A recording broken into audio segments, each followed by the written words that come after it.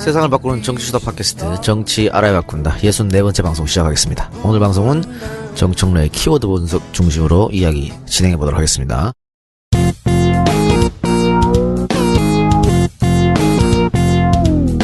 정청래 키워드 분석. 자, 지난 시간에 예고 음모하고 보수주의를 예고해드렸는데 뭐부터 하시겠습니까? 쥐포를 먹고 있어가지고. 예. 그런 거 먹으면 사람들이 욕해요. 아니 근데 먹으면서 한다고. 난 맨날 욕 먹어. 나만 욕해. 아니 근데 쥐포는 정청래하고는 욕 안 하고 나만 욕해 맨날 사람들이. 오늘 할 거예요. 4대강 반대 결의를 다지는 의미에서 쥐포를 아 먹는 몰라. 거잖아요. 빨리 저거를 해요. 앞에 뭐부터 네. 하실래요? 보수주의. 보수주의. 자, 보수주의 스타트! 재밌겠다.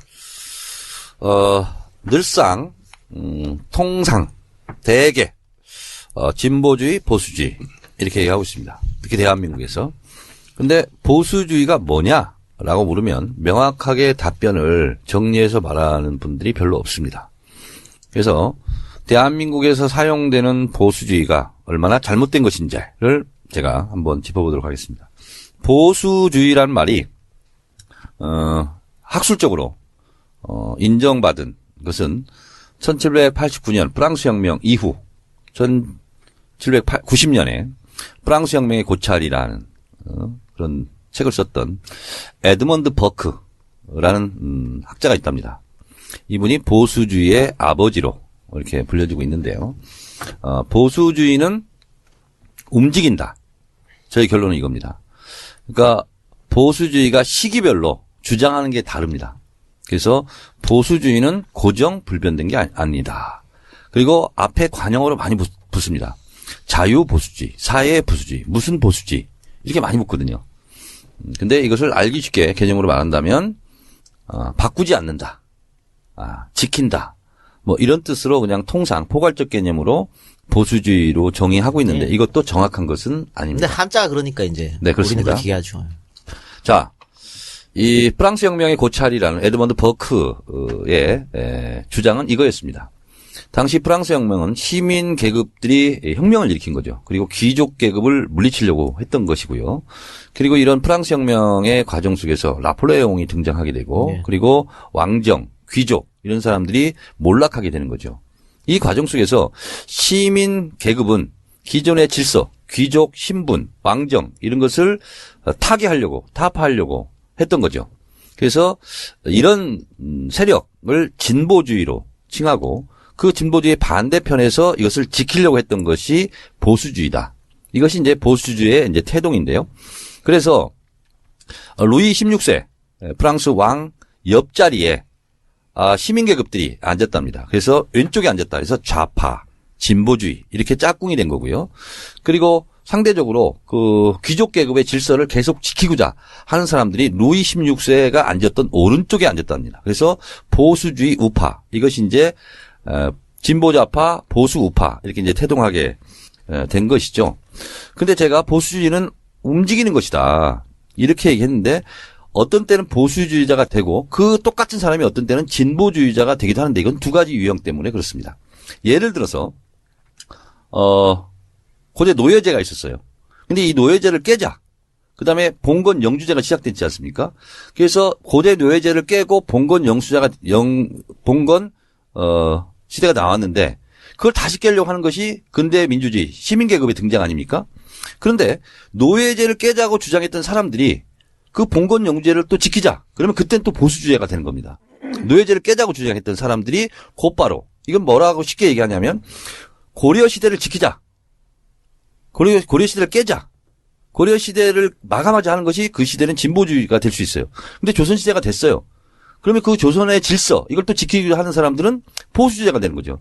한때는 전에는 진보주의자가 됐다가 지금은 보수주의자가 되는 거죠. 그런 예는 상당히 많이 있습니다. 자, 그런데 진보주의라고 해서 모든 면이 다 진보주의자냐? 그것은 아니라는 거죠. 자, 손수호 변호사가 진보주의자예요. 근데 생활 습관 문화는 보수적 경향을 또 띌 수도 있는 거죠. 그렇죠. 그렇다고 해서 그 사람이 보수주의자는 아닌 거죠. 그래서 사상적인, 의식적인, 이념적인 측면의 진보주의와 자기의 생활 습관에서의 보수주의는 또 다른 거죠. 구분할 수가 있다는 거죠. 그래서 대체적으로 보면 생활 습관이나 관습, 풍속 이걸 지키려고 하는 것을 보수주의로 칭하는 것은 잘못됐다. 그것은 전통주의라고 따로 명명해서 부르는 것이 좋다. 근데 이것을 혼용해서 많이 쓴다는 거죠. 그리고 우리의 관점으로 봤을 때 미국의 민주당은 진보고 공화당은 보수냐 그렇게 보면 또 안 된다는 거죠. 다른 관점에서 본다면 미국의 시민계층들이 봤을 때는 공화당이든 민주당이든 그 상류 사회는 다 미국의 지금 현재 있는 질서를 지키고자 노력하기 때문에 그냥 보수주의자다. 네. 이렇게 묶어서 부르는 것이 좋겠다. 이런 건데요. 우리는 예를 들면 이 보수주의의 핵심 가치는 뭐겠어요? 그 보수주의 안에 포함되어 수 있는 키워드들이 민족주의, 전통주의 이런 거거든요. 관습, 법치주의. 법치주의 네. 이런 거거든요. 근데 대한민국의 보수주의는 없다라는 거죠. 극단적으로 얘기하면. 왜냐하면 자 우리가 일제치하가 됐어요. 그러면 일제치하 때 조선의 질서, 우리의 국권을 잃는 것을 반대하고 우리나라를 지키자 하는 것이 보수주의자가 돼야 되는 거죠.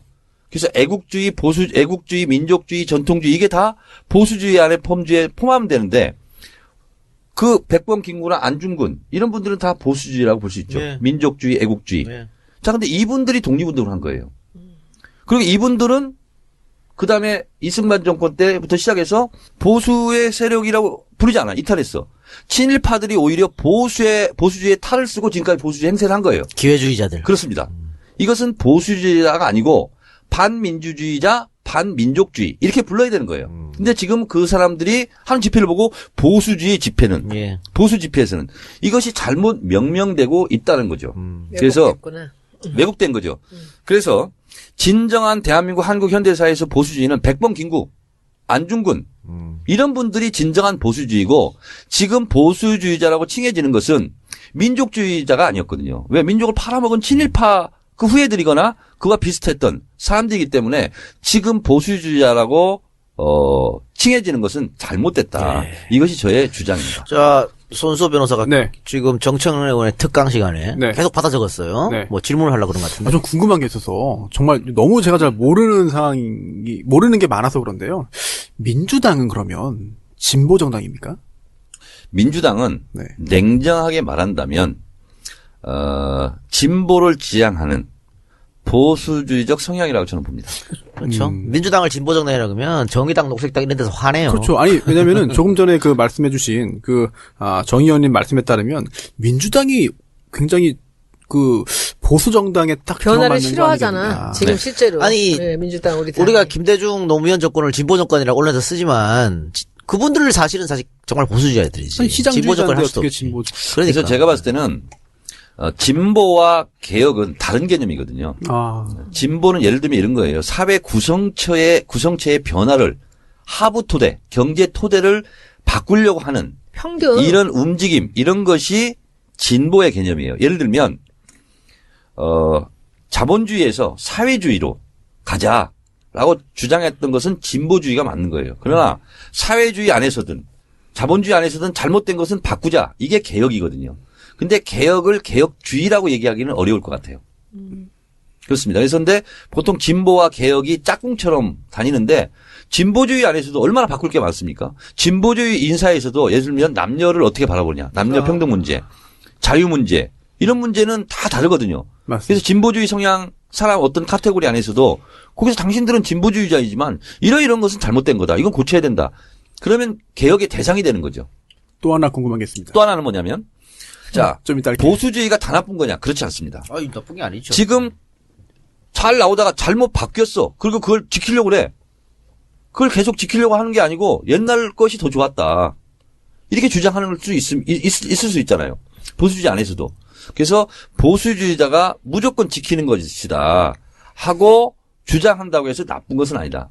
자, 다만 보수주의와 반동주의는 구별해야 된다. 네. 수구주의와. 네. 그래서 지금 보수주의 안에서 물론 경향성이 그쪽 안에 그룹이 크긴 한데 과거에 잘못된 것으로 돌아가자. 예를 들면 지금보다는 전두환 시대가 나왔어. 이것은 반동주의, 네. 보수주의를 넘어서 수구주의 이렇게 될 수가 있는 거죠. 그러면은 또 하나 좀 제가 제 자신이 갖고 있는 굉장히 요즘 중요한 의문 중에 하나인데요. 네. 안희정 지사는 네. 보수주의자라고 볼 수 있나요? 안희정 지사는 보수주의자라고 저는 보기 어렵다고 봅니다. 지금의 언동에 대해서는 대연정을 하자는 것은 이것은 반민주주의로 카테고리로 구분하는 것이 오히려 낫다. 왜냐하면 보수주의냐 진보주의자는 가치 측면에서 선악의 개념이 없어요. 네. 근데 대연정으로 돌아가자 하는 것은 난 잘못된 거고 반정이라고 생각해. 그래서 이거는 반민주로 구분하는 것이 옳지 않겠는가. 방금 정청래 의견의 어떤 발언은 저희 정치알바 제작진하고 전혀 상관이 없습니다. 개인의 의견이었고요. 자, 그럼 저도 하나 물어볼게요. 새누리당을 우리가 흔히 이게 편가르기 쉽게 통칭해서 이제 보수라고 얘기했어요. 근데 저기 문제가 많아서 반이 갈려졌단 말이에요. 네. 그럼 바른정당은 우리가 보수를 할 수 있을까? 바른정당? 네. 바른정당, 일단 새누리당부터 얘기하면요. 새누리당 같은 경우는 저는 보수주의가 아니라 정확하게 수구주의다. 예, 그건 뭐 다들 동의하실 거고. 반동주의다. 예. 자유한국당. 네. 줄여서? 그렇지, 자유당. 줄여서? 자유당. 잔당. 네. 자유당. 자한당. 그런 거고요. 지금 갑작스럽게 잔당. 질문을 받아서 명확하게 설명을 어떻게 드려야 할지는 모르겠는데. 근데 바른정당이 어쨌든 과거의 보수를 좀 탈피하려는 모습을 보이잖아요. 그래서 그래서 수구의 모습. 그렇죠? 그래서 선거 연령 같은 것도 좀 전향적으로 생각한다고 하는 거고, 이번에 뭐 특검 연장 같은 것도 뭐 합의해 주겠다고 하고, 자기들은 조금 그 말이 통하는 보수가 되겠다라고 하는 것 같은데, 네. 어떻게 이제 이 바른정당을 보수주의자라고 해줘야 될 것이냐, 안 될 것이냐. 예를 들면, 이러한 태제, 강령을 선포하면 보수주의자라고 볼 수가 있죠. 예. 본인들이 정통 보수를 지금 들고 나왔잖아요. 예. 친일파 행위는 처벌받아야 된다. 이 전두환과 박정희 유신 독재는 잘못된 것이다. 우리는 그 적폐를 청산하기 위해서 함께 노력할 것이다. 예를 들면 이 정도의 입장을 선회한다면 그거는 보수주의로 명명할 수 있지 않을까. 진정한 보수로. 네. 이렇게 저는 말할 수 있겠어요. 예, 그러면 연관지어가지고, 자유당이, 그러니까 지난 새누리당이죠. 새누리당이 저번에 국정감사 보이콧했잖아요. 그래서 우리끼리 했잖아. 우리끼리 하고 했었는데, 이번에 상임위를 또다시 보이콧하겠다. 이렇게 얘기했어요. 그게 그 이유가 환노위에서 야당 단독으로 삼성전자 반도체 산재 등에 대한 청문회, 또 MBC 청문회, 이걸 표결 처리했다. 그래서, 보이콧하겠다. 걔들 습관이죠, 그렇죠? 그거는. 근데 문제는 하든지 말든지. 바른정당도 여기하고 자유당하고 비슷한 스탠스를 보인다는 거거든요. 그래요? 그러면은, 그건 이상한 거지. 그렇지. 그러면은 얘기한 것처럼. 자기들이 그러면 지금 왜 나갔어? 보수가 아니, 그렇지. 이렇게 되는 그러니까 거지. 진보주의자 안에서도 부정부패가 있을 수 있고요. 예. 거의 뭐. 보수주의자 안에서도 부정부패가 있을 수 있고요. 자, 그래서 그것이 어떤 주의를 규정하는 결정적 요소는 아닌 것 같아요. 예. 근데 구분되는 거죠. 예를 들면, 봉건 영주제를 그대로 시행하자. 자본주의 시민계급으로 가자. 아니다, 사회주의로 가자. 이거는 분명하게 보수주의와 진보주의를 가를 수 있는 기준이 될 수 있어요.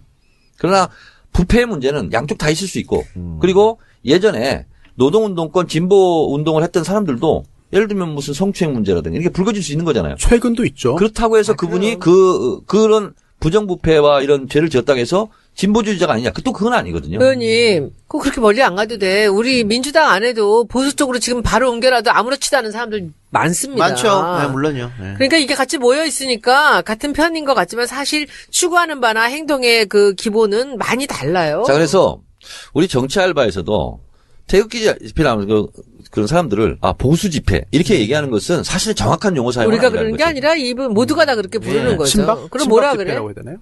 그냥 친박. 반동 집회. 반탄핵. 자, 제가 봤을 때는 그래도 그 다른 당보다 민주당이 이게 스펙트럼이 가장 넓은 것 같은데. 넓은 게 좋은 내일부터 거예요? 좌에서 알지. 우까지 이렇게 다. 넓은 게 좋은 거예요? 좋은 거 아니지. 더불어민주당은 수구부터 시작해서요. 수구도 급진 있어요? 진보까지 다 있어요. 급진 진보도 있어요. 네, 급진 진보도 있죠. 급진 진보는 누굽니까? 저요. 에이. 그 도표는 아는데 내가 제일 왼쪽이었어. 아, 진짜로요? 나도 깜짝 놀랐어요. 누가 대신한 그래서 거니까? 정리하겠습니다. 지금이 자본주의 사회잖아요. 노동과 자본을 어떻게 바라보느냐. 진보의 바로미터 기준이 될 수 있습니다. 그리고 대한민국의 경제 체제를 어떻게 가져갈 것이냐. 예를 들면 노동조합주의로 갈 것이냐. 아니면 지금처럼 재벌 체제로 갈 것이냐. 뭐 예를 들면 이런 것의 주장은 명징하게 진보다 보수를 가를 수 있습니다.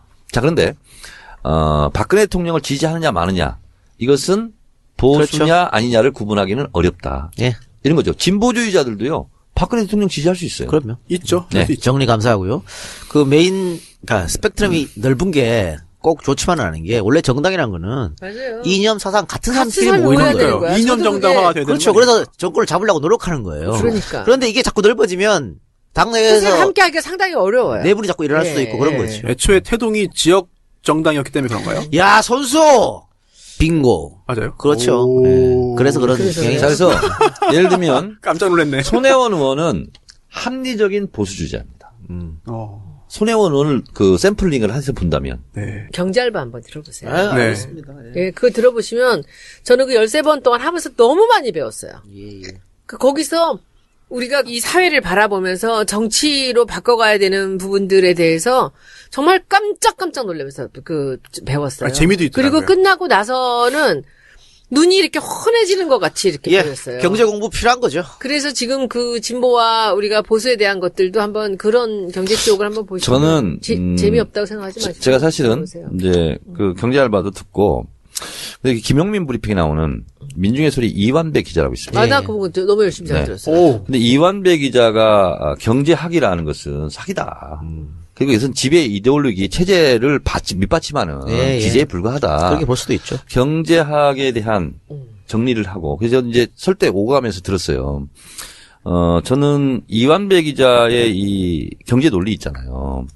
이거를 정말 잘 들었고 그리고 쏙쏙 네. 들어가서 이제 강의를 해. 재밌게 이 딕션도 굉장히 좋고 저는 발음이나 뭐 말하는 스타일도 아주 매력적인 사람인데 이제 그거는 경제학의 어느 자기 나름대로의 소신이잖아요. 근데 지금 제가 경제를 봐서 느낀 거는 본 거는 그 정치를 보면서 이 경제가 해야 되는 거 예를 들면 뭐 우리가 무슨 이 노인 문제라든지 어린이 문제라든지 교육 문제라든지 이런 부분들을 많이 고민하면서 생각을 했던 경제학자가 해법에 대한 힌트를 턱턱 던지는 거예요.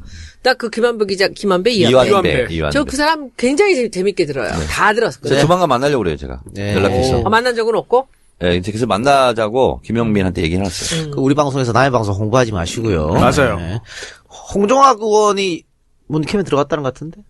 들어왔죠. 정책으로. 첫 번째 키워드 분석은 여기서 마치고. 이현배 교수. 근데요. 간단히 좀 하나. 뭐 자꾸 질문해. 알았어요. 저한테 연락 좀 해놔. 그 아니, 저는 짧게. 그러면은 네가 짧게 질문해도 답변이 그러니까. 길잖아. 그러면은 제가 정말 짧게 테니까 의원님도 1분. 아니요, 10초만 할게요. 진짜요? 네. 자, 10초 가능합니다. 하세요. 예. 정 의원님은 진보주의자입니까? 저는 사상, 이념은 진보주의고요. 생활 습관은 전통주의. 감사합니다. 빙고. 맞는 것 같아요. 10초 만에. 예. 자, 그러면 광고 듣고 와서 음모 키워드 들어가도록 하겠습니다. 네. 2부에서도 신규 광고가 있네요. 유니코프 깔창, 신발 깔창 광고입니다.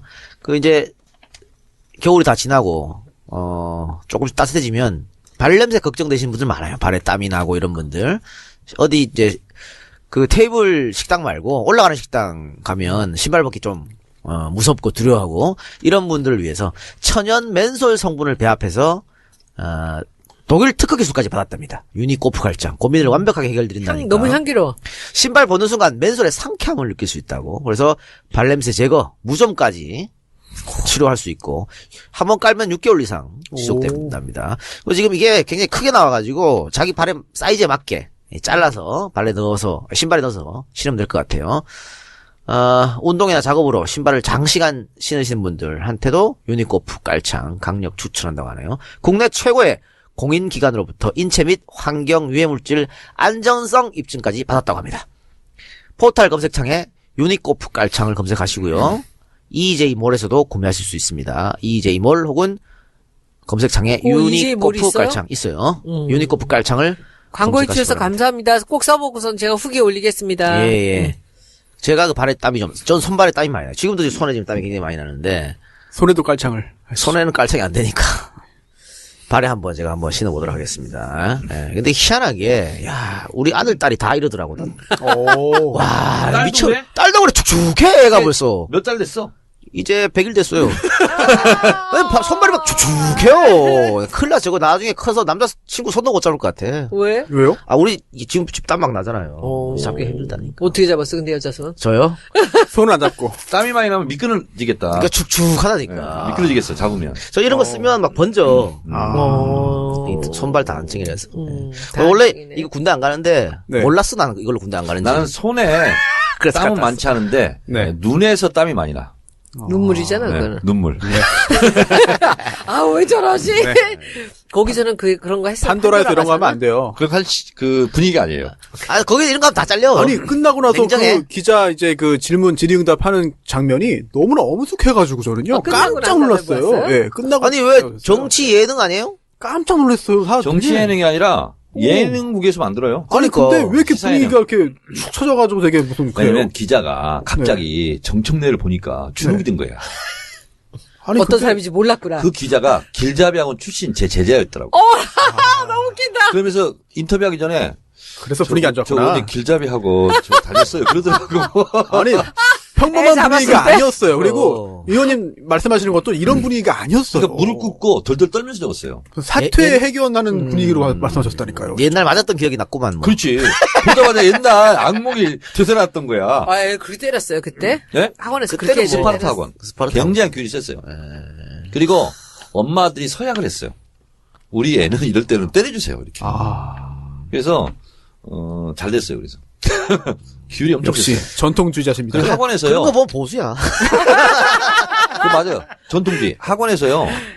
이런 거 학원 원칙을 어겼기 때문에 퇴원 조치 오. 많이 했어요. 정원이 찾기 때문에 안 받습니다. 대기. 그래서 상당히 권위 있는 예, 학원이었죠. 학원 얘기 그만하시고요. 학원에서 가슴 말아먹었죠. 아파. 말아먹었어 이 작가는. 가슴 아파 죽겠어. 자, 두 번째 키워드 음모. 음모. 사전적 의미로 나쁜 목적으로 흉악한 일을 몰래 꾸밈. 이게 이제 음모의 사전적 의미인데요. 제가 음모라는 키워드를 해야 되겠다고 생각한 것은 정우택 자유당, 예. 자유한국당 원내대표의 발언이었습니다. 네, 뭐라고 했나요? 헌재에 어떤 결과가 나오더라도 승복하자. 아, 갑자기 숙근했어. 그리고 4+4 회의체를 만들자. 예. 그리고 승복한다는 것을 서면으로 서명하자. 이런 주장을 하면서 정신이 번쩍 들었어요. 4+4는 교섭단체 4당, 예. 당대표와 원내대표. 예. 헌재 승복하자 사인하는 순간 어떤 결과가 나와도 이의 제기를 할 수가 없습니다. 자, 그런데 상식적으로 생각해서 헌재가 우리 12월 9일 날 국회 탄핵을 하고 헌재로 넘어갔을 때 민주당이 주장했어야 되는 거야. 새누리당, 바른정당. 너희들 딴소리하기 없기야. 왜 인용될 것 같은 분위기였잖아요. 우리가 그 당시에 12월 달에 주장할 것을 2월 달에 2달이 지나서 새누리당이 주장하는 거야. 왜 주장할까? 2달 전에 더불어민주당이 주장할 것을. 그래서 저는 가만히 생각을 해봤어요. 대한민국 70년의 역사를 주물렀던 기득권 세력들이다라는 게 딱 떠오르더라고.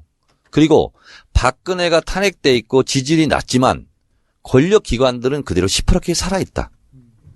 그리고 헌재에 대해서 지금 재판을 받는 대통령 측의 태도는 말이 안 되고 본인들에게 설령 손에 갈지라도 증인 채택 마구 하고 고영태 녹음 2,000개 다 보자고 하고 그럼 뭐냐. 유일한 이유와 목적은 시간 끌기다. 예. 그래서 3월 13일 이후에 탄핵 가결을 하려고 하는 거다. 그럼 7명이면 2명만 반대하면 탄핵은 기각된다. 그래서 목적은 3월 13일 이후에 탄핵 심판 판결 결과가 나올 수 있도록 온갖 것을 지금 다 하고 있구나. 공작을 하고 있거나 아니면 협박하고 있거나 이러지 않는 한 어떻게 새누리당에서 헌재의 결과에 승복하자 그러며 그걸 아예 못 받고 서명을 하자라고 주장을 할 수 있을까. 이런 생각을 했습니다. 그래서 음모를 또 올렸군요. 그래서 지금 음모와 공작이 난무할지도 모른다. 말도 못해요. 네, 그래서 저는 눈으로 직접 보지 않았지만 그림이 그려지면서 너무 상상이 되는 거예요. 그래서 이들은 현재 지연작전 그리고 특검 연장 안 하고 그리고 박근혜의 심리가 무엇일까 제가 분석을 했어요. 박근혜는 이미 대통령을 성공한 대통령이 되기 어려워요. 본인도 그건 알 거예요. 바보지만. 바보라도. 모를 수도 있지 않습니까? 그건 알 아직 거라고 기대. 봐요. 자, 지금은 대통령직이고 뭐도 다 귀찮아. 나는 구속만 안 됐으면 좋겠어. 지금 그 심정이라고 저는 봅니다. 대통령을 하다가 탄핵이 인용되고 특검이 잡아가 버리면 서울구치소로 예. 가야 돼요. 그것이 가장 두렵고 피하고 싶은 상황일 거다. 그러면 탄핵 심리를 질질 끌고 탄핵을 기각시키는 게 첫 번째 목적이겠지만 그것이 안 되더라도 본인은 구속을 피하기 위해서는 정치적 협상과 정치적 대사면의 대타협의 길을 미리 지금 박근혜 주변 세력은 꿈꾸고 있다. 이게 무슨 얘기냐면 아주 무서운 얘기입니다. 탄핵이 기각됐어요. 상상하기 싫지만 그런 일이 발생하지 말란 법도 없습니다. 앞으로 태극기, 수구 집회는 더 인원 많이 늘어날 겁니다. 자, 그렇게 되면 탄핵이 기각됐어요.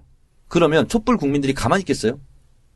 더 많은 국민들이 나와서 그리고 종편들은 혼란 사태, 네. 국정 공백 언제까지 갈 건가? 계엄. 계속 이렇게 나와요. 그럼 상상할 수 있는 것은 계엄. 하나가 있을 수 있고요. 근데 제가 계엄까지는 쉽지 않다. 이렇게 보고. 하야? 그러면 자진하야. 그래서 정우택 원내대표가 박근혜 대통령이 4월 자진하야. 그다음에 6월 대선 어차피 얘기했지 않느냐. 그러면서 갑자기 87년 6월 항쟁처럼 제2의 6.29선을 하는 거죠. 그러니까. 시나리오를 쓰는 거야? 박근혜 대통령이 내가 대통령으로서 자진 사퇴한다. 그러면 혼란에 빠져요. 그리고 제2의 노태우를 만드는 거죠. 예. 그것을 황교안으로. 어. 그래서 황교안을 중심으로 대선을 치르고 나머지는 이간책, 분열책을 쓰고 그래서 다시 정권을 잡고 박근혜의 훗날을 보장받는 이런 시나리오까지 쓰고 있다고 저는 상상을 했어요. 예. 이 모든 시나리오는 그 모든- 탄핵이 기각이 돼야 되는 거야. 뭐 그들의 꿈이겠지 지금 그게 자, 그래서 최선책이지. 이것이 앞으로 닥친 일은 아니지만 이런 무서운 음모, 시나리오를 그들이 상정해 놓고 지금 움직이고 있는 거 아니냐 맞죠. 하는 생각을 하게 됐어요. 이게 무서운 음모다. 맞죠. 저는 저 댓글에서 그 음모를 봤어요. 근데 이것이 저야 뭐 늘 그런 일을 하던 사람이니까 금방 그 프레임을 보는데 이것이 그 표창원 때 했던 그 똑같은 프레임으로 저한테 이걸 씌우는 거예요. 그 마지막에 표창원이 저렇게 물러난 거는 뭐야? 그 그림을 마치 표창원이 그린 것 같이 됐잖아요. 지금 이제 박사모들은 다. 근데 제가 고영태랑 잤다는 거야. 아, 나는 그게 말이 되는 소리예요? 근데 그렇게 떠들기 시작하면 댓글을 올리고 일베에다 올리고 하기 시작하면 이게 그렇게 되는 거예요. 그러면 이제 손혜원 사퇴하라 하면은 여기서 윤리심판원에서 나를 자르는 거야. 야, 나는 이걸 보고 근데 그래서 여기서 이제 딱 그거는 보고 약간 좀 비약 아니지. 있고 지금 이 표창원 같은 경우들이니까 그러니까 처음에 표창원 얘기는 아니 들어봐. 이 큰 그림에 끼워 맞출 조합은 아니야. 아니 조금 다른데요. 이 사람들이 엎어 씌워가지고 그렇게 몰고 가면은 얼떨결에 그냥 가는 건데 표창원 같은 경우는 자기가 그 사람들을 안에 오렌지 한 것에 미안함이 있잖아요. 사과를 했지만 이걸로 자꾸 엎어 씌우니까 끝까지 대응을 안 하고 물고 가서 그렇게 된 거잖아요. 근데 이걸 제가 이제 언제 이걸 내가 느꼈느냐 하면은 제가 그 김현정의 뉴스쇼에 나가서 얘기를 했잖아. 최순실이 자기 죄를 덮으려고 더 뭔가 노출되기 싫은 것을 덮으려고 고영태와 불륜이란 얘기를 한다. 그때부터 시작이 된 거예요, 딱. 그때부터 시작했는데 네가 불륜이자라고 하면서 나오기 시작한 거예요. 누군가 움직이는 세력이 있을 수 움직이는 있죠. 거지. 예, 예. 아, 그거는 100%예요. 예. 그래서 이 정청래 의원이 말씀하신 그 음모라는 것이 이 사람들이 그 프레임에서 여러 개 디테일을 갖고 있습니다. 그러니까 제가 김성애 보자고 딱 봤지. 이건 안 되겠다. 이렇게 가면 이거 큰일 난다. 이게 저밖에 이것을 끊을 수 있는 사람이 없잖아요. 다른 사람이 이걸 똑같은 일을 당하면 이렇게 강한 멘탈로 갈 수가 없어요. 그래서 한 건데 지금 말씀이 맞아요. 이 음모가 지금 얘기가 나 최근에 요새 또 정청래 의원님 또 키워드 중에서 최고네. 근데 그들의 꿈이지. 그러니까 이것밖에 할 게 없어서 그러는데 그렇지. 어쨌든 탄핵은 절대로 기각이 안 됩니다. 자, 그런데 예. 자, 그럼 이거를 우리가 우리는 있잖아요. 이걸 막아야 되잖아요. 연탄가스는 큰 구멍으로 안 들어옵니다. 작은 틈새로 들어옵니다. 봤어 다 페이스북에서. 네. 축구공 있잖아요. 망치로 바람 못 뺍니다. 예리한 송구수 폭 찔렀을 때 바람 빼지는 거거든요. 그렇다면 우리는 무엇을 할 것인가? 솔직히 우리 있잖아요. 공작 능력, 협상 능력 굉장히 떨어집니다. 떨어집니다. 새누리당에 비해서. 너무 많이 그리고 떨어져요. 위기관리 능력 굉장히 떨어집니다. 떨어져요. 저들은 굉장히 일사불란합니다. 네, 맞아요. 이익 앞에. 한 번에 몸 확 모이거든. 그냥. 우리는 중구난방이에요. 네. 그래서 더불어민주당을 비롯한 야당은요. 촛불 국민과 손을 떼는 순간 진짜 허약하게 됩니다. 그러니까. 그리고 벌써 여의도에서는 어떤 움직임이 있냐면요. 아무 개념 없이 정호택 그렇게 얘기하니까 그럴까? 이런 흐름이 있어요 또. 우리 당내에서도. 진짜 이건 바보 같은 짓이죠. 그래서 결국은 야당은 국민과 손을 잡는 순간 협상의 지렛대도 생기는 거고요. 그럼요. 그리고 국민들은 야당까지 견인해가면서 갈 수밖에 없습니다. 그래서 당연히 그렇게 가야 되는 거야. 대한민국의 주인은 국민이잖아요. 그쵸. 그러면 주인 노릇하려면 피곤하고 괴롭고 지쳤어도 같이 가야지. 더 할 수밖에 없는 맞아, 거예요. 맞아요. 어쩌겠어요. 지금 내 마음이 요새 딱 그래. 87년 6월 항쟁은요. 6월 10일 날 총궐기에서 6월 26일 날 최루탄 추방대회로 끝났어요. 그리고 6.29 선언이 있었거든요. 한 달 만에 전국학석처럼 벌어졌지만 지금은 5달이 지났어요. 그래서 지치고 힘들어요. 그리고 저도 6월 항쟁 때 같이 뛰었던 사람으로서 그리고 지금 또 촛불 혁명 국민을 뛰는데 그때보다 훨씬 더 피로도가 누적이 돼 있어요. 그래서 국민들이 많이 지쳐 있어요. 그럼에도 불구하고 힘을 내는 수밖에 없다. 맞아요. 왜? 나가는 수밖에 없어. 정권은 스스로 물러가지 않습니다. 그렇지. 총칼을 든 악당은 절대로 안 가. 절대로 스스로 총칼을 놓지 그럼요. 않습니다. 뺏어야 돼 우리가. 그리고 이 곳곳에서 보여요. 지금 이 프레임이. 예. 음모가. 알겠습니다. 궁금한 거 하나 있어. 예. 네. 그때 6월에 그래서 6.29가 딱 나고 이게 뒤집어질 때 본인들은 어땠어요? 그 운동했던 사람들은. 근데 엄청난 혼란에 빠졌습니다. 오. 준비 없이 그 뒤통수를 맞은 거잖아. 그렇죠. 그리고 왜냐하면 직선제 개헌을 우리가 주장했지만 설마 이게 될까? 그런 의심도 있었거든요. 갑자기 대통령 직선제 할게. 그때 끈을 놓친 거지 그냥 확. 아니 처음에 노태우가 이거 할게 할 때 저 시민단체에서 반반 갈렸어요. 야 받자 콜. 또 반은 안 된다. 전두환 물러날 때까지 계속 투쟁하자. 그렇습니다. 이렇게 반반 싸우다가 받는 걸로 했는데 받는 걸로 하는 사람들이 YSDJ가 갈라질 줄 몰랐지. 그렇습니다. 그리고서 김영삼, 김대중 두 대통령이 둘이 합의할 줄 알았더니 그렇지, 따로 나온 거예요. 그래서 비판적 지지, 김대중 비판적 지지. 아니다, 후보 단일화. 예, 김영삼. 근데 김영삼만 있었던 건 아니야. 나는 순수하게 후보 단일화 운동을 했어요, 그때. 김영삼을 지지했던 건 아니에요. 근데 그런 여러 가지 분파가 생겨버린 거예요. 그러면서 당장 거국 중립내각 구성하자. 그래서 거국 중립내각 구성파와 아니다. 이게 혁명적으로 재헌 의회를 가자. 막 나오고 이러면서 운동 세력들이 분열이 돼버린 거예요. 그러니까 신군부 애들은 다 알고 있었어. 이 시나리오를 다 알고 있었어. 그렇게. 사실은 DJ는 나 불출마한다 그랬는데 사면 복권을 시켜줘. 아. 희한한 거지. 그러니까 DJ를 사면 복권 시켜주면 작정을 그렇게 한 거지 싸우게. 싸우게 싸울 거라 생각했던 거지. 음모네요. 딱 들어맞았는데 아니 이번에는 탄핵이 할 때는 기각돼야 이 음모가 다 들어맞는 건데 기각되지 않을 겁니다. 자, 그래서 저는 탄핵이 물론 기각돼서는 안 돼요. 상상하기 싫지만 안 되지. 그러나 만사 불여 튼튼 유비무환의 자세로 계속 촛불을 들고 예. 감시하고 압박해야 된다. 알겠습니다. 근데 의원님 판도라 가서도 이거 해요? 안 해요. 왜 여기서 하는 거야? 편집하기 힘들어 죽겠구만. 거기서는 안 나오더라고. 담배 안 피니까. 그런가? 아, 나 진짜 힘들어. 편집하기. 손혜원 의원님 이야기하는 것도 잘라야지. 의원님 하는 거 잘라야지. 자르는 거 또 할까? 하지 마. 하지 마세요. 예. 예, 다시 이제 방송 돌아가서, 새누리당이 당명을 바꿨잖아요. 한국자유당인지 자유한국당인지 하여튼 자유당으로. 자유한국당. 바꿨는데, 본인들은 한국당이라고 불러달라고 그래요? 합니다. 그니까 다 망해가는 저정당. 진짜 완전 폭파될 줄 알았더만. 90여 명의 국회의원 수를 갖고 있고, 그리고 지지율이 높아요. 꽤. 슬슬 올라오더니, 어느덧 민주당 다음이야. 2위예요. 국민의당, 바른정당 다 밑에 깔고 앉아있어. 어떻게 박근혜 국정농단이 이렇게 터졌는데도 불구하고 이런 높은 지지율을 가질 수 있을까? 콘크리트 있잖아. 와, 박근혜 콘크리트. 16%가 넘는 지지율입니다. 대단하네. 대단한 거죠. 어? 대구 경북에서는 30% 넘게 나와서 1위. 이야, 60대 이상도 1위. 그게 본처는 못 버리는 거라니까. 진짜, 조강지처라니까. 뭐 누가 그랬잖아요. 박근혜가 일본에다가 나라를 팔아먹어도 지지할 거라고. 그러니까. 의원님, 정 의원님 질문 하나 있습니다. 네. 아까 첫 번째로 말씀해 주셨던 보수주의와 좀 연결을 해가지고 네. 지금 이 작가님 말씀하신 자유한국당의 지지율까지 네. 묶어서 대구 경북에서는 대체로 대부분의 기간 동안 새누리당 또는 자유한국당이 1위잖아요. 네. 그러면 대구 경북 분들이 사시는 분들이 좀 보수주의자가 많아서 그런 겁니까? 역사적인 뿌리가 있습니다.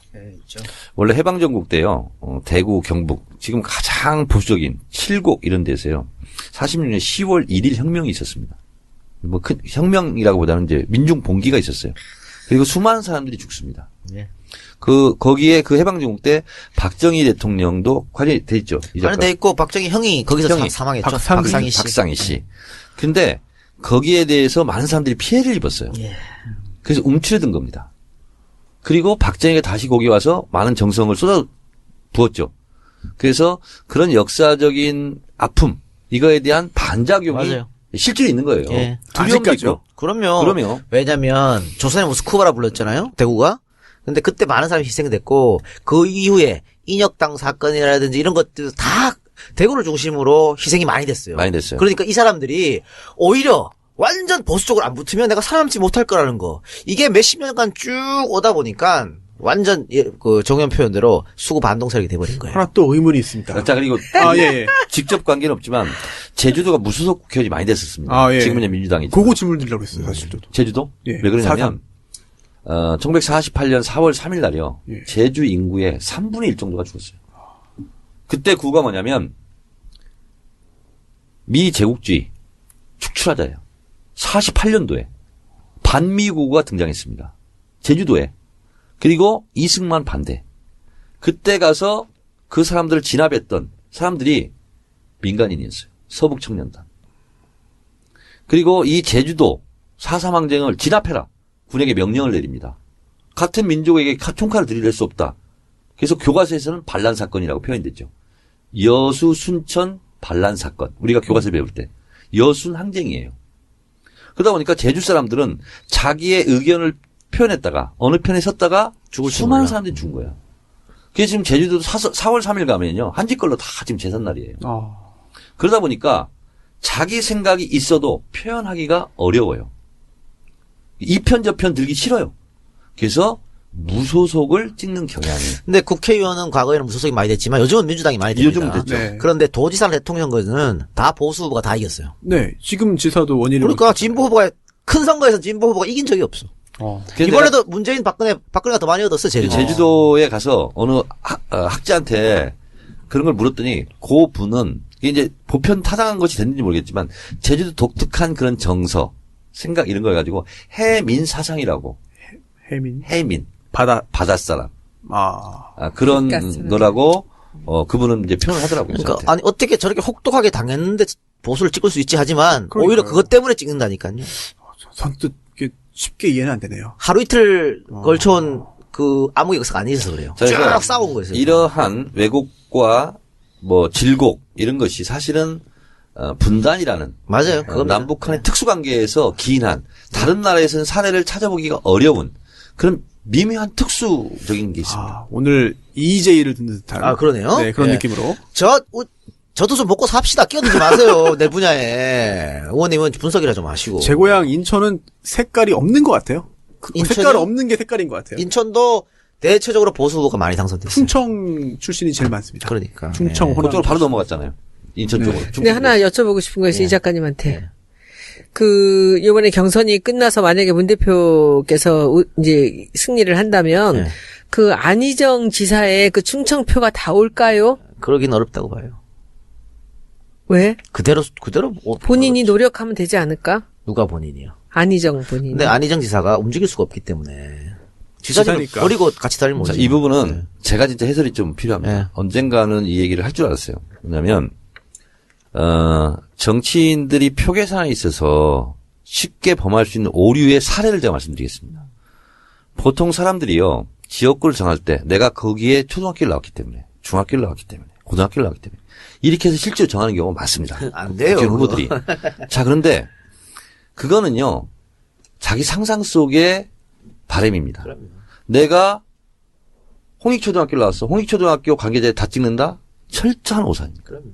거기에는요, 찬 반이 있고 여야가 있는 거예요. 근데 사람들은 동문회가 3만 명이다. 다 나를 찍는 줄 알아요. 그래서 실제로요, 저한테도 그런 얘기 한 적이 있어요. 예전에 초선 전에, 정청래 당신은 선거에 나가려면 광진구로 나가라. 거기 건대가 있지 않냐. 그럼 건대 사람들이 다 도와줄 거 아니냐. 웃기는 얘기예요, 웃기는 얘기. 안희정이 좋아, 너무. 난 주정도 사람인데. 그러니까 문제를 찍어야지. 자, 그리고요. 어렵다. 그리고요. 예. 제가 충청도 금산이지 않습니까? 실제로 저한테 조언하는 사람이 이렇게 있어요. 아니, 마포에도 충청 향후회가 있는데, 그러면서 회원수를 얘기하면서 그 사람들 다 찍을 거 아니냐. 천만의 말씀이죠. 오히려 이럴 수도 있어요. 문재인이 대통령이야. 안희정이 지사 후보로 나와. 혹은 국회의원 후보로 나와. 그럼 될 수도 있어요. 대통령 오른팔인데 저 사람 뽑으면 우리 지역이 발전할지도 몰라라고 거꾸로는 가능한데. 자, 그래서 어려워요. 제가 앞으로 정치권에 진출하려고 하는 정치 신인들을 위해서 제가 컨설팅을 하겠습니다. 선수 잘 들어. 자, 제가요? 저 안 해요. 못 해요, 저는. 왜 그러세요? 진짜 욕 먹어요. 지금까지는 어떤 후보가 간다. 우리 민주당 후보다. 그러면 제일 먼저 조사했던 게 뭐냐면 그 지역의 유권자 비율 중에서 호남 출신의 비율이 몇 프로냐, 충청 비율이 몇 프로냐, 영남 비율이 몇 프로냐, 이것을 하는 것을 다 컨설팅 교육을 했어요. 지금은 의미가 없어졌습니다. 자, 이런 분석을 하지 말고 또 내가 그 지역에 무슨 학교를 나왔다. 그것은 선거운동원을 구하기가 쉽다는 의미이지 거기 나온 동창들이 아무런 관계가 없습니다. 예. 안 찍습니다. 예. 자, 그래서 뭘 봐야 되냐면 첫째, 유권자의 연령 비율을 먼저 보시라. 세대 투표. 세대 투표. 45세. 지금 이제 이 40대가 50대까지 밀고 가서요. 50대까지 계산해도 괜찮습니다. 50대 이하 비율과 50대 이상의 유권자 지도가 어떻게 돼 있느냐. 이것이 중요합니다.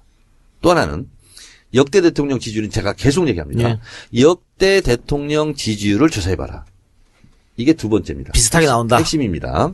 그리고 세 번째는 그동안에 총선, 대선, 지방선거의 투표율, 득표율 이거를 계산해보고 저 사람이 내가 가려고 한 당의 후보로 떨어졌지만 저 사람은 당의 지지도와 진영과 세대별 유권자 지형에서 100%를 흡수하지 못했다. 나라면 그걸 할 수 있다. 라는 판단이 들면 본인이 승산이 있는 거예요. 그래서 그러한 디테일한 과학적인 분석을 하는 게 좋다. 따라서 이 사람 내가 이동영 작가하고 무지하게 친해요. 이동영 작가 제일 친한 친구한테 정청래 의원 찍어라. 그러면 100% 다 찍는 걸로 착각합니다. 후보들은. 안 찍습니다. 본인과 1차 관계가 아니고 2차 관계라면 찍을 확률은 30% 이하로 내려갑니다. 그래서 그렇게 단정적으로 얘기할 수 있어요? 예. 말 안 듣습니다. 그리고 한 사람이 전화를 해서 정청래 의원 좀 찍어줘 하는 거를요. 전화를요. 하루에 20통 하면 굉장히 많이 한 사람입니다. 한 사람이 전화를요. 20명한테 부탁을 하려면 2시간 넘게 걸립니다. 입에서 냄새 나요. 힘들어요. 그래서 보통 유권자 경선이라는 걸 조직을 짤 때 한 사람에게 20명 이상의 과업을 주면 안 돼요. 한 사람이 최대한 어디를 동원한다든가 어디를 가자고 한다든가 케어해서 갈 수 있는 인원은 20명을 넘으면 안 됩니다. 예. 그래서 제가 농담식으로 내가 안동 나가면 가능성이 있다고는 말하는 게 경북 북부지방에서 안동의 젊은 층 인구가 가장 많이 사는 곳이에요. 그래요? 그래서 의외네요? 뭐가 의외예요? 다 노인들만 살아 다른 곳은. 그래서 내가 그런 다 경우는- 분석해봤어 내가. 그런 경우는 투표율이죠. 그런 투표율이죠. 나는 강남 병갑은 정말 잘할 수 있을 것 같아. 강남을 가세요. 근데 안 갈 건데 내 친구들을 만났어요. 만났는데 강남 병이라 했더니 얘네들이 막 깔깔깔깔대면서 너무너무 웃는 거야. 내 친구 동기 동창들만 강남 병에 숙명여고가 거기인가요? 60명이 살아요. 내 친구들만. 그리고 학교가 있고 그 교장 교감 다. 그러니까 이런 경우 손혜원 의원이 거기 나간다. 친구 60명이잖아. 거긴 다 찍습니다. 다 찍지. 다 그리고 찍는데 가족 다 찍고. 다 찍죠. 근데 그 사람들이 부탁하는 사람들은 아니라는 거예요. 한 달이 건너면 한 달이 건너면 아니에요, 이거는. 근데 후보와 1대1 관계는 웬만하면 다 찍습니다. 내가 맨땅이 아니니까. 네, 그리고 강남도 예전처럼 그런 투표율 안 보이니까 묻지마 새누리당 이건 아니니까. 아니 저는 선거 한번 치러보니까 사실 이번에도 제가 도움을 많이 받은 게 정청래 의원이 도와준 게 첫 번째고 이제 두 번째는 이 홍대 하나만 있었다면 안 되죠. 근데 학교가 6개였어요. 그리고 대학은 그 학교 관계자들이 그래. 대학은 아무 소용없다. 음. 그 중고등학교에다가 교직원에다 학부형이 최고인데, 그러니까 그렇게 하는데 학교가 그렇게 되고 이제 사학이니까 많이 밀어주고 그랬지. 근데 다음 선거 저 손해는 강남 가면 지금 이은재 의원이잖아요. 그 지역구가. 난 바로 새누리 한 명도 후보 낼 거 아니야. 난 바로 죽일 수 있어. 보수는 반으로 갈라지고. 가능성 있는 것 같은데. 아니, 나는 누가 와도 자신 있어, 거기는. 자, 근데 근데 안 우리가- 가지, 내가. 우리 마포 을지역구에요. 고등학교가 딱 하나 있습니다. 경성고등학교. 경성고등. 예, 그래서 요거 바로 앞에. 예, 항상 경성고 출신들이 여기 많이 나와요. 아, 택도 없어. 시의원이든 네, 국회의원이든. 네. 근데 성공한 사례가 없습니다. 그래. 그러니까 그거 하나 보고 나오면은 큰 코 다친다. 여러 가지 분석해야죠. 예. 그게 굉장히 어려운 일이에요, 사실은. 근데 학교도 그래요. 학부형들이 나를 찍는다라는 것을 믿기가 되게 어려워. 근데 교직원. 예, 내가 잘만 해놓으면은. 정말 어려운 일이에요. 진짜 이 말씀이 진짜 맞는 얘기지. 예. 손수 변호사. 네. 어째 의욕이 넘칩니까? 아우. 아니, 정말, 저 이런 거 못 나와요, 진짜. 들어보니까 의욕이 넘쳐. 아니, 그렇게, 왜? 그렇게 부정을 막 펄펄 뛰는 게 더 이상해. 그래, 더 이상해. 아니, 제가 뭘. 그냥 뭐, 아니야, 뭘이 아니라, 아우, 제가 언제 뭐 하겠습니까? 이 정도로 무슨, 인상 쓰지 마요. 아니, 진짜 왜냐면은, 제가 여기 방송에 이제 나오니까, 이거를 들으시는 분들이 굉장히 많이 계세요. 그래가지고, 정말 진지하게, 그래서, 어느 지역구입니까라고 물어보시는 분이 계신 거예요. 깜짝 자, 놀랐어요, 손수 진짜. 변호사. 네. 만약 결심하면 저한테 먼저 얘기하고요. 대신 제가 개인지도 있잖아. 아휴. 개인지도를 무료로 해줄게. 아우, 정말 감사한데, 아니, 정 의원님 명분이 있어야 되니까. 아니. 영입으로 해요, 영입으로. 아유. 아, 영입으로? 네. 알았어, 영입. 제가, 뭐, 그럴 일 없겠지만, 그런 일이 생기면, 근데 영입을 일단 가정에 하려고 문제가 했는데 생깁니다. 군대 입영은 했어요? 전 육군 병장 제대입니다. 아, 다 됐네. 입영했기 때문에 영입하기 좋겠다. 됐어.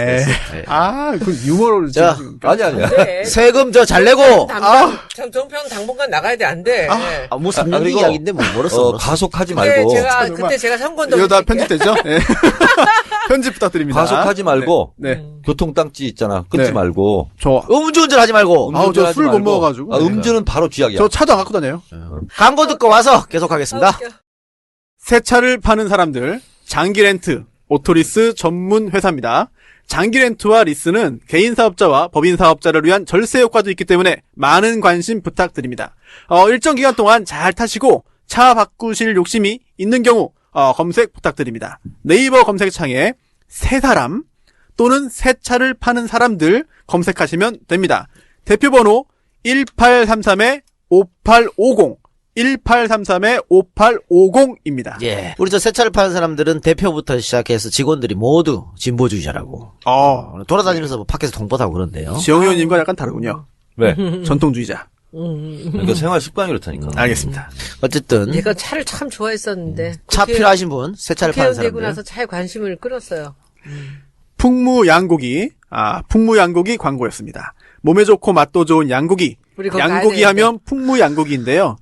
모임이나 회식하기 좋은 넓은 자리도 준비되어 있습니다. 일산에 있는 풍무양고기는 고양등기에서 바로 옆에 있습니다. 영업시간은 오전 11시 반부터 밤 12시까지이고요. 좋은 사람들과 함께하면 더 좋은 풍무양고기 기억해 주세요. 저희도 꼭 하겠습니다. 늦게 가서 죄송합니다. 술 아직 있죠? 있죠. 오늘도 저기 문자 왔어요. 오늘 오시면 안 되냐고. 이러면서 이렇게 또 사진을 이렇게 술이 이렇게 준비돼 있다고. 수영방. 예. 우리 날 잡아요. 예. 날 잡읍시다 진짜. 그러면 화요일 어때? 화요일 다음 주 화요일. 이거 끝나고 가? 끝나고요? 가야지 그러고. 10시인데? 뭐 어때? 그렇게 늦게 어떻게 가? 남의 집이. 10시 이후에 제가 밖에 끝나는데. 있은 적이 없어가지고. 아니 영업이 12시 반까지 하니까 뭐. 아유, 양고기집은 일찍 끝나야 돼. 다른 날 잡아요, 저녁 때. 다른 날 시간이 안 나서. 그래요? 잡읍시다. 잡읍시다. 딴 날. 무슨 요일 좋아요? 저는 주말밖에 비는 날이 없어요. 저도 주말 좋아요. 토요일에 그러면. 그래요. 저는 일요일 날 판도라. 토요일 날 하면 되잖아. 토요일 날. 뭐가? 토요일 하면 토요일 날. 토요일 날은 강연이 많아. 그럼 일요일 강연 끝나고 강연 끝나고. 그래서 지금은 힘들어 죽겠어. 빈날이 별로 없어. 자랑하시는 거잖아요. 아니 근데 그것도 이번 주 금요일도 광주 가는데요. 네.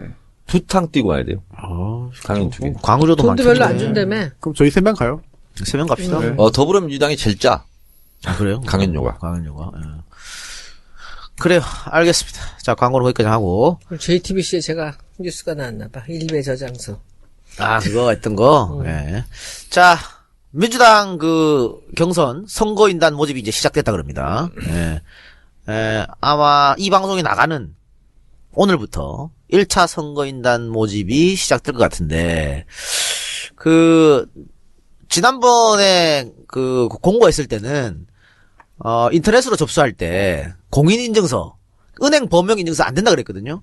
인터넷 공인인증서만 된다 그랬는데, 범용인증서도 가능하게 시스템을 바꿨답니다. 근데 날짜가 있던데, 20 몇일부터인가? 하여튼 그건 좀 확인해 보시기 바라고요. 20일. 제가 말씀드릴까요? 예, 말씀하세요. 대통령 후보 선출을 위한 국민선거 선거인단 등록, 더불어민주당 경선 후보를 뽑는 선거인데요. 신청을 지금 하시면 됩니다. 이 번호만 기억하시면 되겠습니다. 1811, 다시 1000번. 1811, 1000번. 12 콜센터인데요. 이거 전화 접수잖아요. 전화 접수입니다. 예. 다른 거 신경 필요 없고요. 왜요? 인터넷 접수도 있고. 인터넷, 근데 이게 제일 빠른 방법입니다. 예. 근데 전화 상담원 250명이 대기하고 있습니다. 그리고 전화량이 늘어나면 500명까지 늘립니다. 그래서 제일 편한 방법이 콜센터 접수입니다. 그래서 오전 10시부터 오후 9시까지 2월 15일부터 3월 7일까지 3주간 실시되고요. ARS로 본인이 신청하는 방법도 있어요. 그럼 1번을 누르면 ARS 신청이고요. 2번을 누르면 상담원 연결입니다. 그리고 투표 방법은 본인이 나는 ARS 모바일 투표를 하겠다. 이렇게 선택을 하시면 되겠습니다. 예, 그러면 휴대폰 번호 입력하고 인증번호 뜨고 뭐 네, 이렇게. 그렇습니다. 예. 그래서 뭐 시키는 대로 하시면 돼요. 하면 예, 됩니다. 예. 그래서 1811 1000번 이 번호만 알고 있으면 되시고요.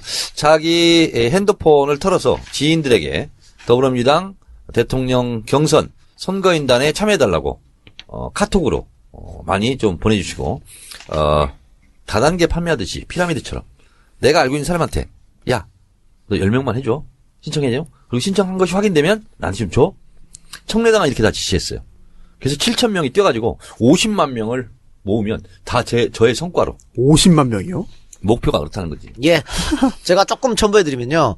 1811 1000번 전화 접수 가능하고 인터넷 접수도 가능합니다. 24시간 언제나 민주 2017.kr로 확인이 가능한데, 아까 말씀드렸다시피 인증서가 있어야 됩니다. 실명 체크하고 공인인증서. 그런데 공인인증서 없는 분들 은행 범용인증서도 가능한데 그것은 20일부터 가능하다고 합니다. 그러니까 공인인증서는 15일부터 가능하고요. 그렇게 해서 하라는 대로 하시면 됩니다. 또 마지막으로 서류 접수. 이거는 본인이 시도당에 방문해서 서류 접수하는 것. 하여튼 여러 가지 방법 중에서 여러분들이 편한 거 선택하셔가지고 더불어민주당 국민경선 참여 부탁드리겠습니다.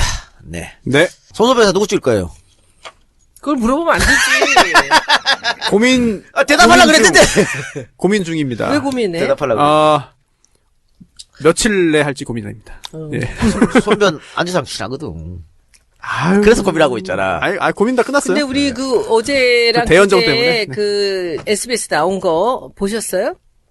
못 봤어요. 못 봤어요? 보셨어요? 뭐요? 어제하고 어제 안지사나하고 그저께. 반응 좋던데요? 반응 좋죠. 네. 근데 그 두 사람 어땠어요? 보기에?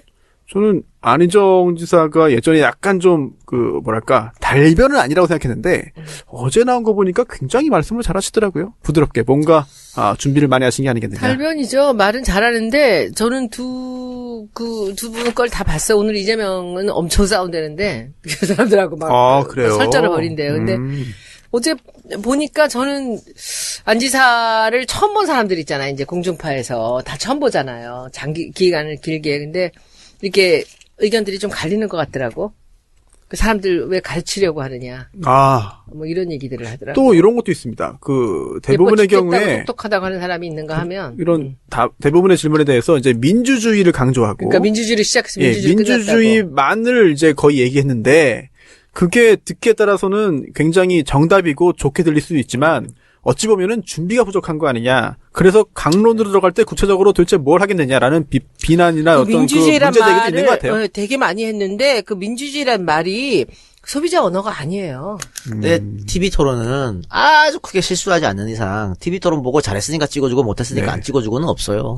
그 전에 이미 다 결정한 사람 찍어주고 거의 이 작가님 거의 달관한 사람 같아. 저요? 자, 거기다가 내가 대통령하고 내가 이긴다. 거기서 말하는 컨텐츠는 기억하는 사람이 없습니다. 카피 몇 개 기억하고요. 그리고 이미지를 기억합니다. 이미지를 기억하는데 제 생각에 안지사는 일단은 인지는 높아지겠지만 그렇게 막 호감이 가게 그러지는 않았다라는 그 제가 예언들 평가를 갑니다. 보면. 더불어민주당 경선이 본격화되잖아요. 지금 안지사는 이미 지지율 조정기에 들어갔습니다. 그리고 그때 되면 좀 하락할 것이다. 저하고 돈 내겠어요. 네. 우리 그래요? 정청래 의원님하고. 뭐요? 2등 누가 하느냐. 2등 이재명이지. 과연? 당내 경선 들어오면 안지사 지지자들이 문 대표한테 쏠릴 가능성이 상당히 높다니까요. 근데 이번에 또 여론조사가 많이 나왔잖아요. 예. 근데 그 문재인 전 대표, 안희정 지사, 이재명 시장 예. 3명을 가지고 했는데 전체 이제 국민 대상으로 한 표본을 놓고 한 여론조사에서도 이제 순서는 이제 문재인, 그건 의미 안희정, 없고. 이재명인데 자, 민주당을 지지하는 분들을 해도 순서는 똑같고 똑같이 큰 나오잖아요. 차이가 없어요. 이분들 얘기로는 그것이 그 복잡한 과정을 통해서 네. 들어오는 사람들이 지금 여론조사하고 많이 다르다는 거지. 아. 네, 그리고 당내에는 뭘 봐야 저는 되냐면요. 문재인 대표 지지율이 떨어지지 않아요. 안지사가 올라가려면 문재인 지지율이 떨어지고 안지사가 올라와야 되는데 그런 게 안 보이거든요. 더 숨겨진 인지를 제가 공개하겠습니다. 자, 경선이 되면 뭐가 이슈가 될까요? 가장 큰 게 1등을 누가 하느냐, 이것이 이슈가 아니에요. 안 지사가 문 대표를 따를 수 있다? 이게 이슈가 아닙니다. 문 대표가 50% 넘느냐 안 넘느냐. 예. 이게 핵심 이슈가 돼요. 결선 투표가 있냐 없냐. 그럼. 그렇잖아요? 그러면 안희정 지사는 두 개 축이거든요. 지금 대연정을 통해서 보수층을 일시적으로 끌어들인 거, 이거 하나고, 여기는 경선에 참여 안 할 가능성이 높습니다. 나머지는 원조 친노거든요. 그러면 고민을 하게 돼요. 자, 문재인 대표를 결선 없이 올릴 것이냐, 그렇지. 50% 넘게. 아니면 결선을 통해서 혹시 이재명과 결선이 붙을 수도 있는데 어떻게 하느냐. 이런 판단을 하게 돼요. 이게 하나가 가장 중요한 거고요. 그러면 쏠리는 거지, 한 사람으로. 그렇죠. 그러면 친노표는 안희정을 지지했던 친노표는 문 대표가 이렇게 되면 결선에 가면 이재명한테 질 수도 있는 거 아니야? 큰일 나지 이렇게 하면. 그러면 문재인 대표로 이동할 가능성이 대단히 높고요. 이게 사실상 숨겨진 1인지고요. 또 하나는 더불어민주당 열렬 지지층들이 참여할 수밖에 없습니다. 그 나이 드신 어르신 계층에는요, 복잡해요. 기계를 이렇게 다루고 ARS 투표하고 뭐 이러는 게 참여 안 할 가능성이 높고요. 그리고 이재명 지사 표는요, 친노와는 좀 무관한 이런 개혁, 핵심 개혁 지지층 여기거든요. 이 사람들이 활동하기가 굉장히 편한, 왕성한 네. 활동을 할 수 있는 편한 여론조사입니다. 그 경선입니다. 그래서 제가 생각했을 때는 문 대표가 50% 넘는 1위, 2위는 이재명, 3위는 안희정으로 가는데 변수는 뭐냐? 이게 당일 투표, 당일 개표, 당일 발표예요. 여기에 따라 또 움직인다고. 첫판 선거에서 어떻게 표식이 왔다 갔다 하냐? 이게 두 번째 표심, 세 번째 표심에 또 연동되는 거거든요. 호남이죠. 첫판은 호남이죠. 호남입니다. 만약에 첫판에 그 문 대표가 압도적 지지를 못 받는다. 부분적으로 따로 해요? 따로 하죠. 지역별. 권역별. 압도적인 지지를 못 받게 되면 2차 투표에서는 물리지. 그 친노 세력이 완전 문재인으로 확 쏠릴 수가 있어요. 그렇습니다. 그래서 며칠 동안 하는 거예요? 그러면? 이게 네번 합니다. 이게요, 4일. 이런 겁니다. 호남에서 발표를 합니다. 문재인 대표가 압도적인 지지를 받으면 이참에 결선 없이 가자. 이렇게 해서 문 대표한테 쏠릴 가능성이 높고요. 문재인 대표 예상보다 지지율이 떨어져요. 그러면 큰일 났네. 문 대표가 안 되면 어떡하지? 하고 다음 지역에서는 오히려 또 몰리고. 그렇게 되죠. 이래도 몰리고 저래도 몰리는 거예요. 이런 것을 손변은 알았어요? 그러니까 그 친노의 약간 자유로운 이 시장표는 그냥 그대로 갈 수가 있는 거죠. 안 흔들리고. 그렇기 때문에 2위가 이재명 가능성이 상당히 높은 거예요. 저는 2위가 안희정이라 그래서 돈 내겠어요. 저는 뭐 어차피 제가 생각하는 분이 뭐 대세가 되겠네요. 자, 그리고 이거는 편집을 해도 좋습니다. 정원님. 정말. 편집했어요. 네. 편집했습니다. 자, 그러면은 이것으로 우리 방송 마치고요. 우리가 요 얘기만 하면 각종 인터넷 게시판에서 난리가 나네. 정청래 이 작가는 요렇게 예측했다. 뭐 이런 얘기 있더라고. 나까지 그래? 그러니까. 그러면서 또 다른 사람은 하면서 손수호 변호사. 자, 다음부터 손수호 변호사라고 좀 지적해 주세요. 아니요, 하지 마세요. 또 다른 변호사 아닙니다. 예. 손천사 선수. 예. 이것으로 정치 알바 방송 64회 마치고요. 쑥스러워해.